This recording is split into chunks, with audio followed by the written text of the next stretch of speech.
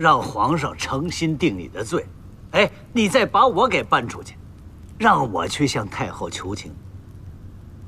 你再说什么我不调查了，嘿，这么一来，你左都御史的官还保住了，你说你有多精啊？啊？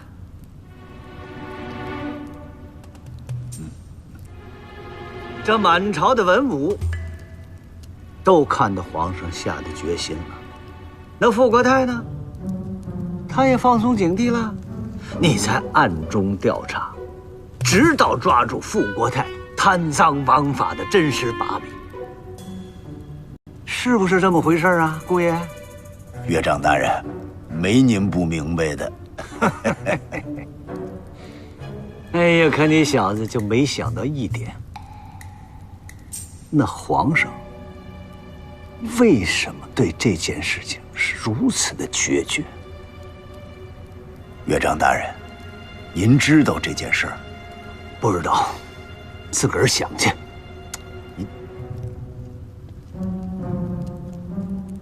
哎，反正我就告诉你，你要是顶撞皇上，你有10个脑袋都不够看的。我们都得跟着你吃瓜烙。嘿，哎呀，今天我就说呀，我就赌他一把，我就没成想，嘿，我还给赌赢了。你说气人不气人？嘿，岳丈大人，合着您拿我这脑袋去赌去了？您可真够气人的，您这个。别生气，别生气啊！这都是为了你好，啊！你呢，萧官为民，我们全家上下那都落得个踏实。贤婿啊，听我一句劝，有些事情，那还真不是你能管得了的。行了。话已至此，多说不易。你们呢，也早点歇着吧。哎，贤儿，哎，明天你到府里去，拿点银子，给你们这儿啊好好规制规制。谢谢王爷。贤婿，跟我闺女好好过日子啊。走了。别走啊！你这说来说去的，我还是听不明白。你就眼睁睁的看着皇上斩了刘墉，不管啊？哎呦，我闺女，你是真傻还是听不明白呀？我就是没听明白啊。行了，不明白不明白，走了。你，哎，行了，夫人，行了。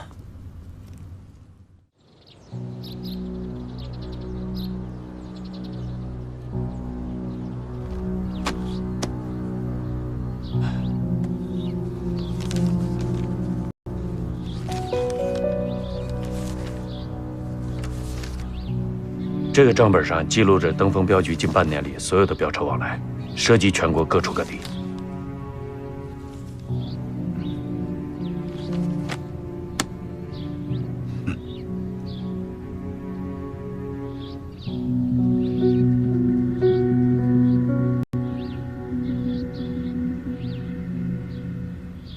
秦捕头，有话说呀，说，别憋着。我听说您被贬为庶民了。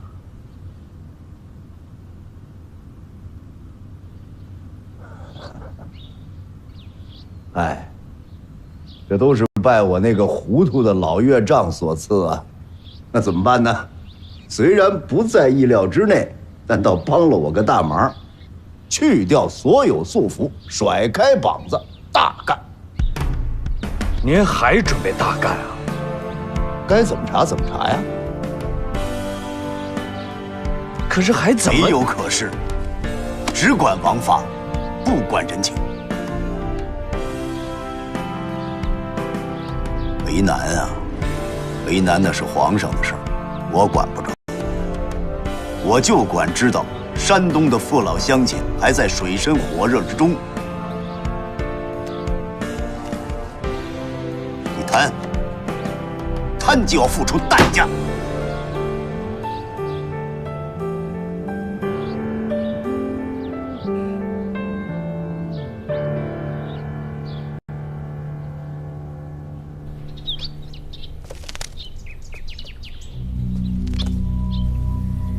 掌柜的，什么事儿啊？小六王他越来越不懂规矩了。我知道了，下去吧。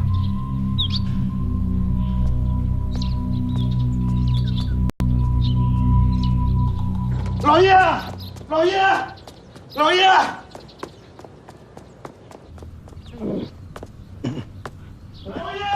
老爷，老爷！哎呀，皇宫里今天出大事了，老爷！什么慌？出什么大事了？皇上把国亲王给拿下了。什么？不但罢免了所有官职，还直接降成了北了。小六王爷？对，就是他。不对呀，小六王爷是平时皇上最宠的人啊，这说拿下就拿下了？是宠也不行啊！今天早朝的时候，我听说那些文武百官有10几个都上奏弹劾小六王爷，说他干预朝政、聚集敛财，反正不老少的罪名了。文武百官什么时候心这么齐呀？这是不知道啊。喜儿，大清早的嚷嚷什么呢？啊，夫人，夫人，我给你说一件大事啊！皇上把小六王爷给拿下了，不但罢免了官职，还直接降成了北了。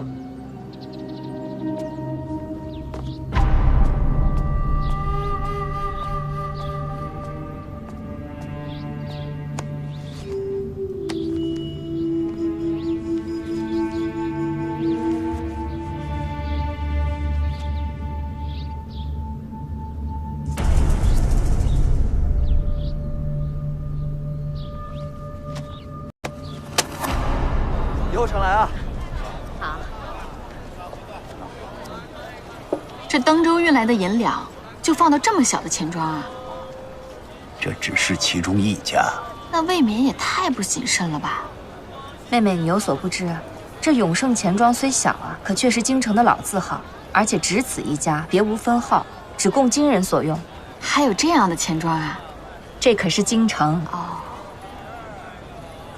哎，出来了，出来了。走，吃碗面去。哎，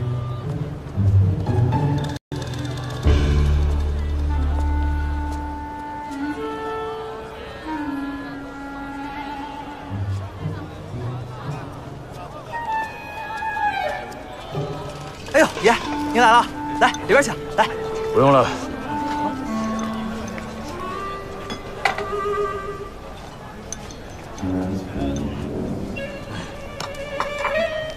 吃着呢。啊。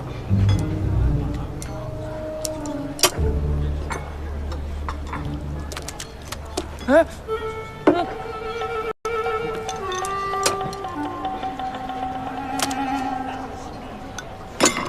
娘的，找抽啊你！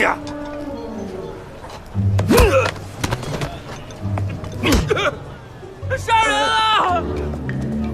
别打了！你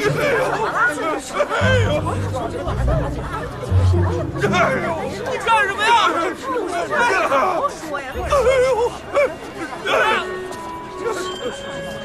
别打了！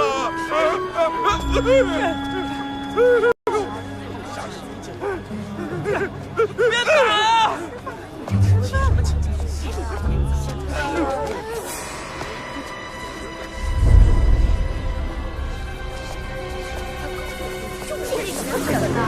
讲道理了。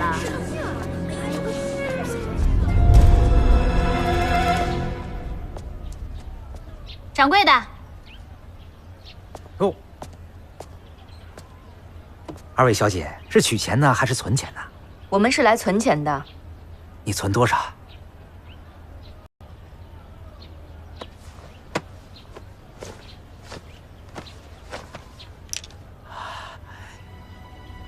金子。把这些都换成银票。好嘞，好嘞，好嘞，好嘞。账房，账房，掌柜的，掌柜的啊，不好了，账房先生被人打了。账房怎么还被人打了呢？哎呀，我也不知道，我们刚才去吃面，莫名其妙就被人给打了。还存不存了？哎，能存，能存，能存。赶快把账房送去医馆，然后报官。快去啊！哎，我这就去。哎呀，对不住二位小姐，刚才你们也看到了，我们这账房被人打了。那你这生意到底做不做啊？做。堂堂一个永盛钱庄，不会不给存金子吧？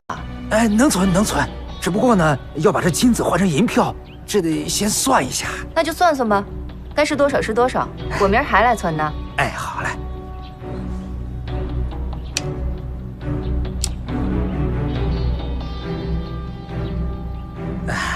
要不然这样，您先把金子放在这儿，我给您立个字据，等明日您再来换取银票，您看怎么样？啊？怎么这么麻烦呀？写就写吧。哎，得嘞，那您稍等。啊。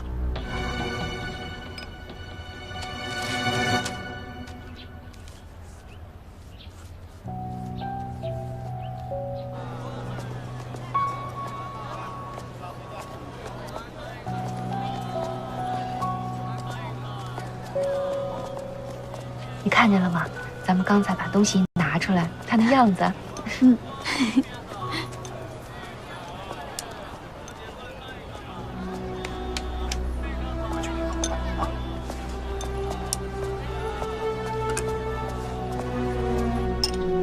什么？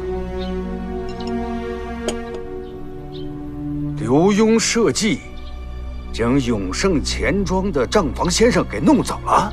是的。哎，他怎么又盯上永盛钱庄了呢？国泰不是说他在山东的时候，所有的线索都被掐断了吗？国璋大人，要不您给国舅爷去一封书信，让他好好的查查，到底是哪个环节出现了纰漏。信是要写的，不过当务之急是要弄清楚刘墉此举的目的是什么。你说他把永盛钱庄的账房先生弄走了，然后又去叫他的婉儿夫人去存钱，这刘墉现在何处？来来，走啊！哎，姑爷，您回去吧，您回去吧啊！不用送岳正蛋啊！等等，哎呀，我不是送你啊，我想再跟你聊聊。不成，我这功夫紧，人这约了个饭局，说喝点去呢，还不，就两句行。行，您抓功夫快说。我觉得咱爷俩之间肯定有误会啊。没误会。那一定是有。那想想，是我之前说过什么，你没领悟，或者是领悟错了。您都跟我说什么了？我那天跟你说，把你们家给收拾收拾，好好过日子呀。是没误会，岳父大人，这不正规制着呢吗？紧着规制啊。那你就是领悟错了。我说你规制你们家，没说规制我们家呀。你这隔三差五的，我我明白了。您这是嫌弃我，拿您拿多了。我不是这个意思。您是这意思，我也没办法。那您说怎么办呢？官丢了，没俸禄，一大家子人等着吃呢，我这又没进项。您不是说的吗？不能让婉儿跟着我受罪。您还说养得起我们，怎么着？拿您这么点，您这就撑不住了。哎，您这，我真不是这个意思。那行，景儿啊，快，往回搬吧，老爷子不乐意了啊！你听我说，老爷。你听我跟你解释啊，那就甭办了。我是这么想的，你呢以前在朝廷里做官，是不是？一天到晚的忙个不停，你这日理万机啊，冷不丁的就闲下来，你不习惯了，那不就？可不嘛，要不是每天现在跟家琢磨这缺东少西这点事儿，您这那可不就是闲的吗？我琢磨着。咱们能不能找个事儿干？你说，您说我这除了会当官，我不会干别的。这个什么不能干呢？老话说得好，360行，行行出状元。就凭我姑爷这脑子，你干什么不成啊？做个小买卖，咱家不行，不会做买卖。再说也不爱占人便宜。那你教书去行啊？教不了。就我这倔脾气，给人孩子都教坏了。那这么着，你上我这儿来，您说我干脆就住这儿是吧？不，那也行。你上我这儿来，咱俩再好好聊聊，在外边咱们再找个差事吗？我不用进去了，我人不是在这儿呢吗？您就琢磨就完了。老爷啊，都装完了，您对对账。哦。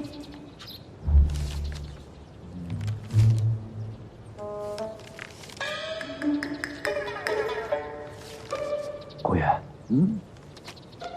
你当个账房先生行吗？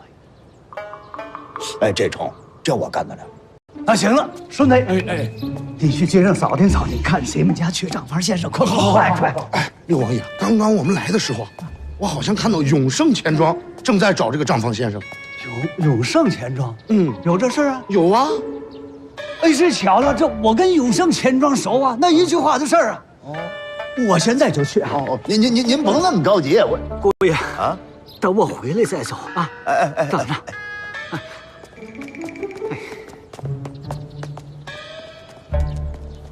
愣着干什么？把东西拉走。好嘞，老爷。走。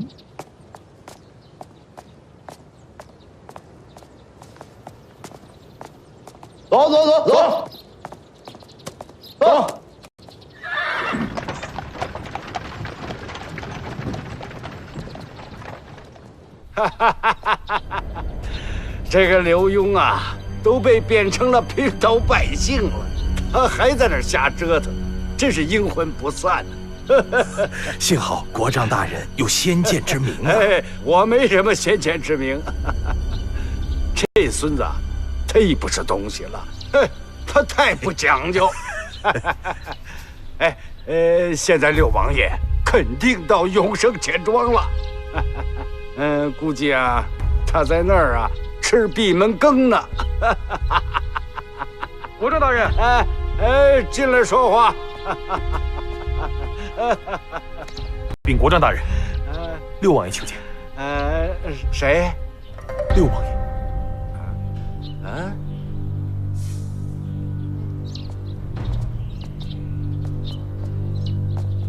哎呦，我说呢，怎么今天一大早就听见喜鹊叫呢？哎呀，原来是六王爷大驾光临呢！哎呀，国丈大人啊，您是真客气，那我算什么大驾？还劳烦您亲自出来迎接，愧不敢当。哎呀，六王爷早，您请。不进去了，您既然都出来了，咱们就这儿说几句就行了。有急事啊？也没什么急事，几句话的事儿。那您说，我听。走，咱那儿去。好，是这么回事啊。我这姑爷呀，刘墉，不是被贬为庶民了吗？哎呀，给我给急的呀！您快坐。您说他年纪也老大不小的了，整天的游手好闲，撒宝俩倒的，闹得我是急不得恼不得。我就琢磨着呢，得给他谋个差事。可您也知道我这人不善于跟人家打交道，我谁也不认识，所以啊，我得请您给帮忙，给他谋个差事。哎呀，刘王爷，这可让我为难了。您也不想想，刘墉以前的身份啊，他是督察院左都御史的身份呢。就算是现在，他也是大清皇朝的额驸。您这不是？国丈大人，我知道，您是不是还生的气呢？您大人有大量。您给我个面子行不行啊？六王爷啊，这不是给不给面子的事儿。您说到现在了，我也没合适的差事安排令婿高就啊。他不用高，账房先生就行。您在这城里是人脉广啊，这忙您得帮啊。不是他，这么着得了。我看您这儿就不错。您家大业大的，多个账房先生的不算多。六王爷，感谢您看得起我呀。我这儿，哎呀，好吧，既然六王爷您发话了，那就委屈令婿，啊，来我府上当个账房先生。行嘞，那我这儿谢谢您了，谢谢您了。您不必客气。那您看，让他什么时候来呀？看他方便吧。哎，方便，他老是方便。那我现在就叫他过来。哎，别，你待会儿再走。不，我现在就叫他。那我告辞了。哎，好，您留步。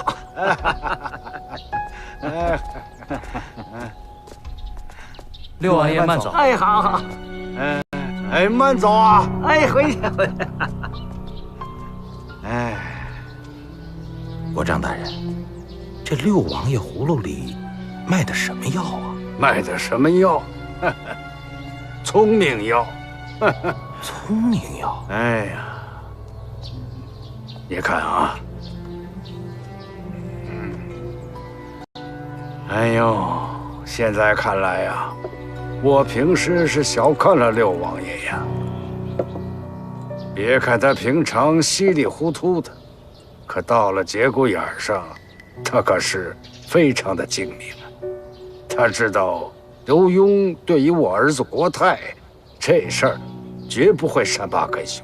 他也知道我，也不会坐在那儿坐以待毙啊，听之任之。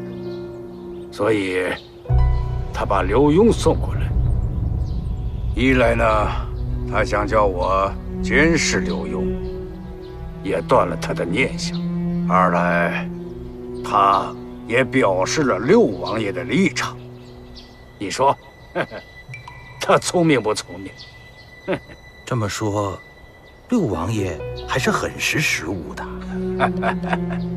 你别看他平常与世无争的样子，他不在乎这些，他最主要的是保护刘墉。哎，可怜天下父母心呐！国丈大人，那刘墉能来吗？不知道这个贺侍卫到底怎么想的，放着好好东边人家不住，非得住这西边来。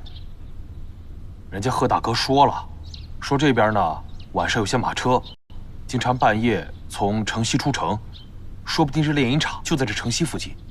那你怎么知道那车上拉的全都是银子啊？哦，人家北边、南边、东边不能走，非得走西边啊？这不就抬杠吗？我们要在这儿等到过年不成？那又不是我说的，我还想回去呢。哎，要不然咱俩晚上偷偷回去打打牙剑？合适，靠谱。就这么说定了啊！今天晚上敢！不听话，腿打折。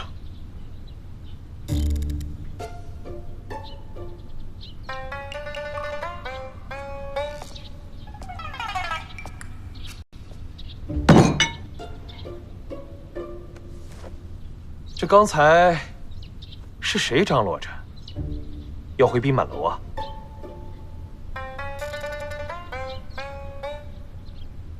你说我堂堂一个御前带刀侍卫，亲自下厨给你们煮粥，你们非但没有感到荣幸，反而想跑，是不是有点不识抬举了？没想跑，这不是五子病刚好吗？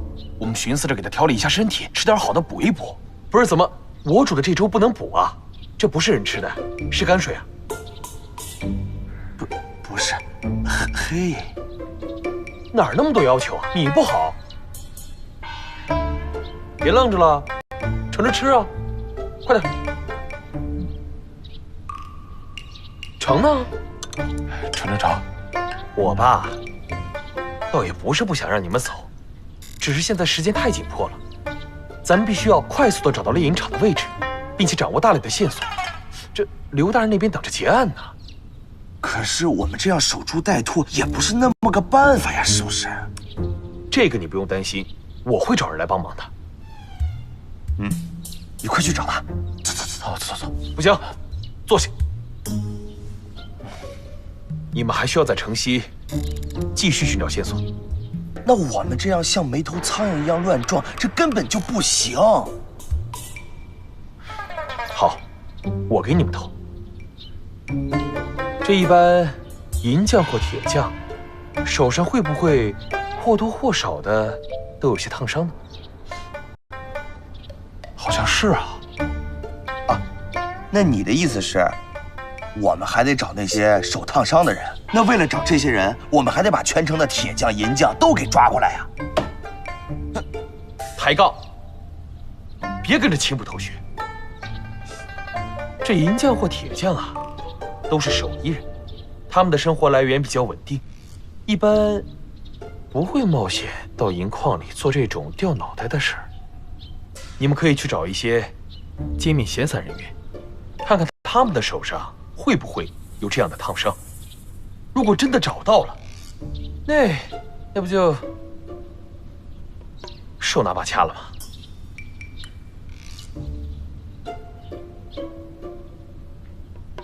行了，快吃吧，吃完干活。我帮你盛。这还差不多。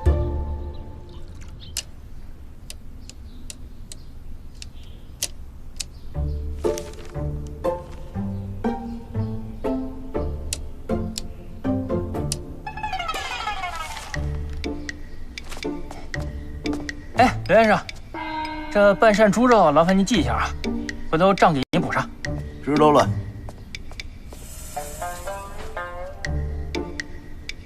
哎，还有上午那筐萝卜。行了，烦不烦呐？记上了。你什么态度啊？那怎么着呀？我跟你还怎么说话呀？站起来给你磕一个，怎么着？不是你，什么人呢你？你说什么人呢？你再这么说，我不伺候了我。不可理喻。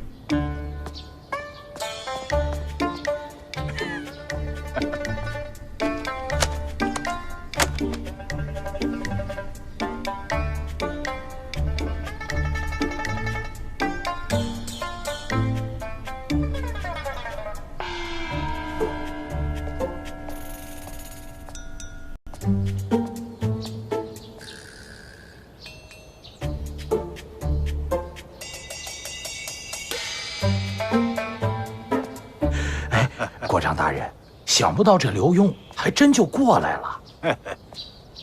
这就叫骑虎难下，不得不来。为什么呀？你想啊，他那个靠山六王爷来找到我了，他总得有个交代吧，要不然就会暴露他真实的目的。到时候别说我不容他，就连六王爷也会跟他翻脸的。哦，原来如此。那刘墉岂不是偷鸡不成蚀把米，聪明反被聪明误吗？这就叫哑巴吃黄连，有苦说不出啊！哎，除了永盛钱庄之外的那些钱庄的账房都安排好了吗？安排好了，都是咱们自己人。好，好，我相信柳英绝对不会善罢甘休的。哎，小心驶得万年船呐！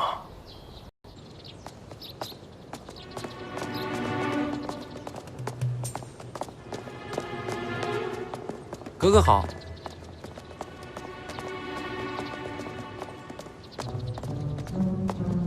哟，格格回来了，奴才给格格让开。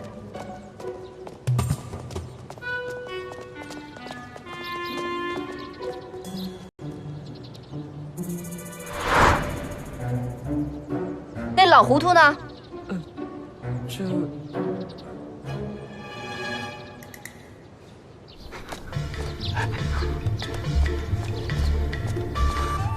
顺子跟上点行不行啊？你这身子骨还不如我呢。交给你我是真不放心。咱歇会儿吧。谁成想这鸟它还挺重。歇什么歇呀？婉儿要是跟上来，我这鸟就完了。哎，王爷，姑爷想去那永盛钱庄当那个账房先生，您就帮他言语一声呗。您何苦啊？你懂个屁！看看着吧。六王爷啊，六王爷，哎呦，我三儿，六王爷，我这正找您呢，出事了，出大事了！出什么事了？我这也跟您说不清楚，我带您去看看吧。啊，走。我说你可别吓唬我。哎呀，又出什么事了？您别急，到了您就知道了。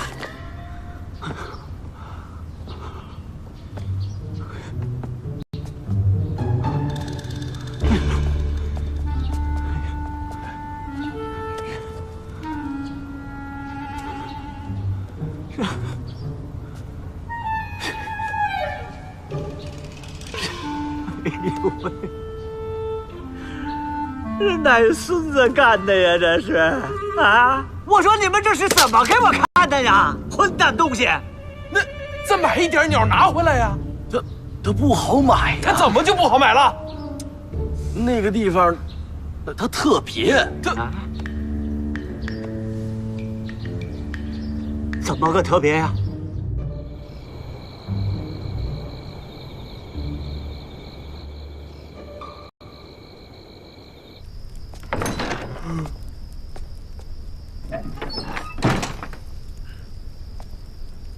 这新来的上个茅房怎么找不着了？是不是走丢了？估计那孙子呀是找不回来喽。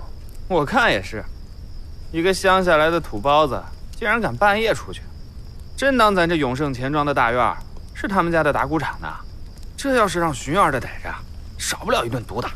哎，一会儿我们听声就成了。你们几个能不能善良点？人家就是一打杂的伙计，说不定啊，咱这以后还得跟人家一起干活呢。一起干个屁！要不是王丈夫被人打了，得抽人手过去照顾，钱庄缺人，正好这小子过来找差事，掌柜的才临时收留了他。等王账房的生意好，甭说他了，账房先生都得滚蛋。这能吗？这有啥不可能的？你还不了解掌柜的吗？那就是一个……哎，你怎么才回来？对不住啊，我刚没找着房间。赶紧睡吧。啊，哎，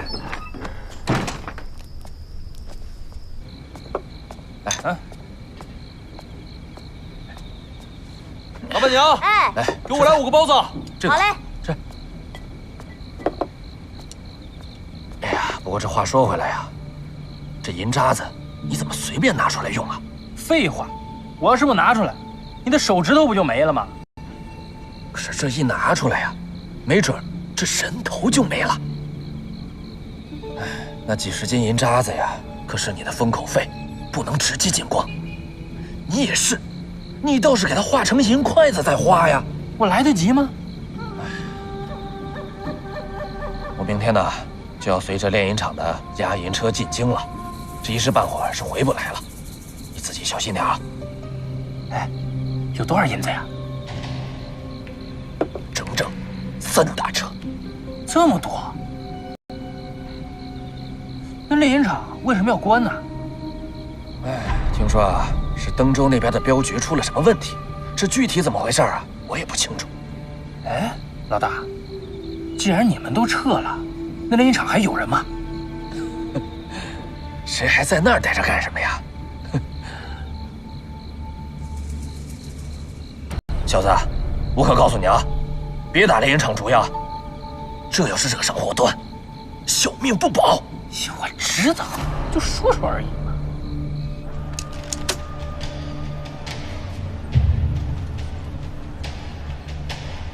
看什么看啊？看不懂字啊？啊，对不住。哦，是您呐！掌柜的早就交代过了，说您今日啊……今日我就取走。啊？啊什么啊？听不懂人话呀？我不存了。好，好，好，您二位坐一下，稍等，我再对一下账。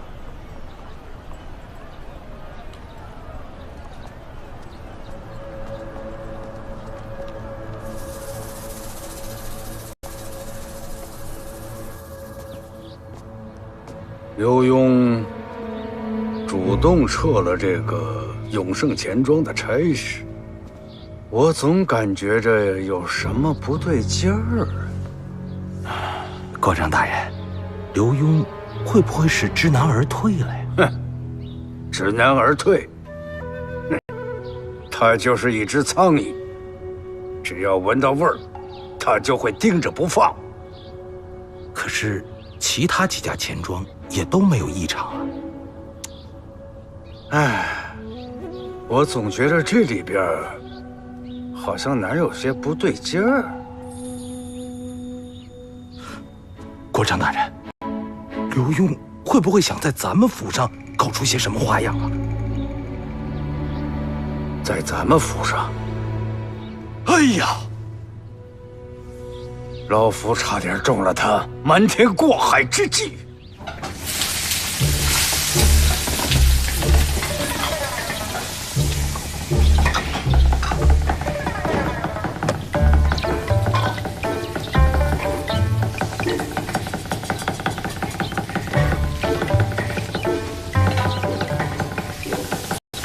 哟，刘先生，您怎么上这儿来了？啊，我那完事儿了，过来溜达溜达，随便看看。哼，看归看，别偷吃啊！嘿，我怎么这么缺嘴呀？我不缺就成，那你随便看，我忙活去了啊。哎，我说，今儿什么日子呀？今儿初九呗。初九有什么说头吗？初九能有什么说头？那没说头，怎么能这么些好菜着？你说这些啊？今天国丈大人请客。哦，请谁啊？这我哪知道？咱们这个院的人呢，可不让随便去前边瞎晃。哎，话没说完呢。我说刘先生，我那还烧着火呢，咱有什么事儿，等我忙活完了慢慢说，行吗？不成，有的事现在得问清楚了。你跟我耍横怎么地？我招你了还是怎么着？你还真招我了。不是你的账不对。账怎么会不对呢？刘先生，我在这国丈府当厨子可不是1天2天了，你可别瞎说。我管你几天了呀，你的账就是不对。这账没有不对啊。刘先生，咱借一步说话。哦。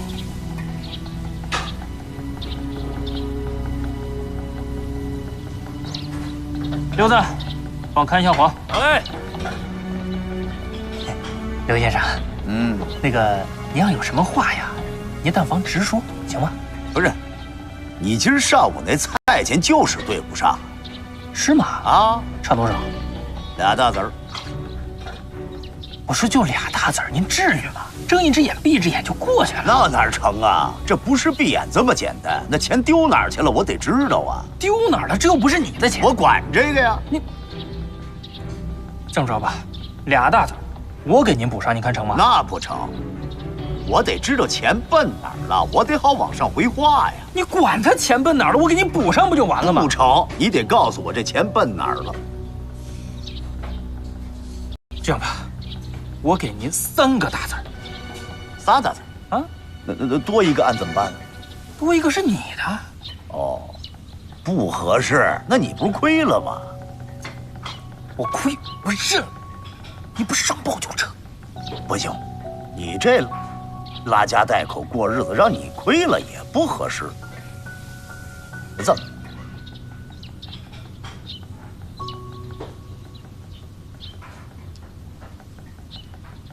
这是10两，你先拿着，我回去做账，做20两，咱俩都有的赚，你看怎么样？20两，您能入账吗？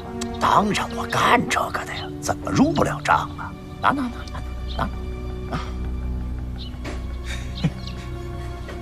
刘先生，仗义。放心，没事。哎，有个条件。什么条件？以后国丈大人请谁，你都得给我打听清楚了。你打听这个干嘛呀？你糊涂啊你！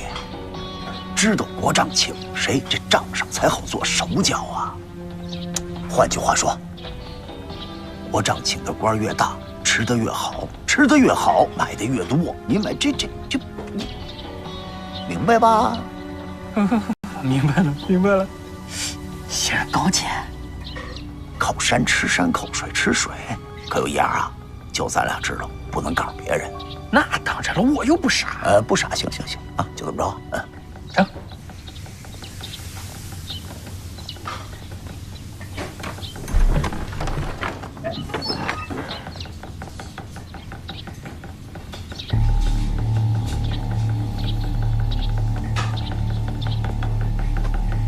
六子，帮我看下火。好嘞。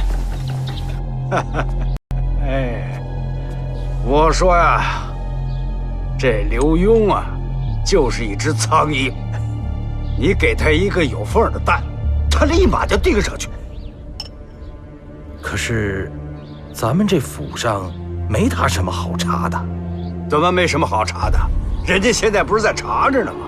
哼，只不过那是方向不对而已。哎，我跟你说，这回我可是放心了。你呀，赶紧告诉那胖厨子，给我盯住了刘墉。啊，是，去吧。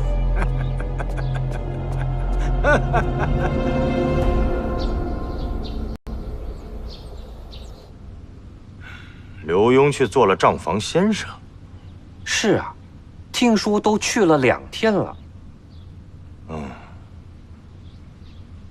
行，这也挺好的，正好缓和一下2个人的关系嘛。皇上，您这是打算启用刘墉？那你以为呢？